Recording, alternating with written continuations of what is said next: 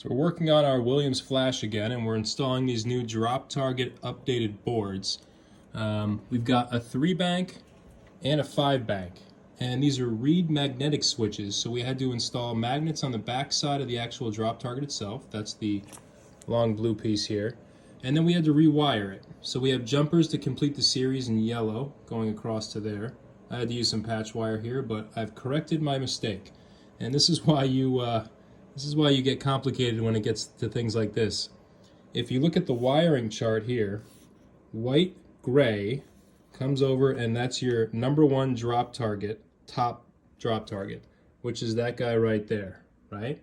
And if we look, it's a little faded, but that is a white-gray wire going into the board there for that single area.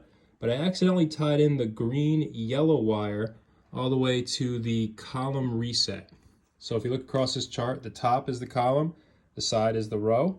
And the issue I'm having is that when I tied that in and everything resets, it attaches the white-orange wire, which is right there, to the green-yellow wire.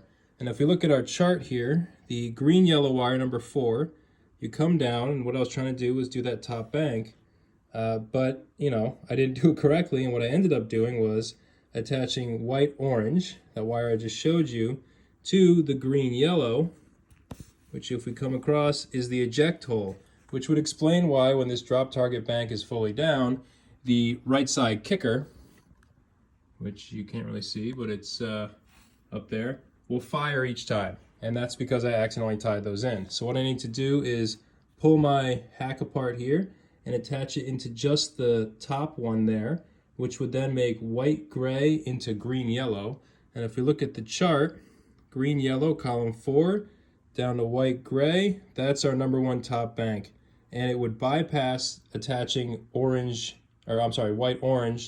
to the green-yellow, which would stop that kicker from firing. So that is solution number 1. The second thing I have to do here is you notice this red wire, which is not in here, but I have figured out that that red wire is attached to green-black.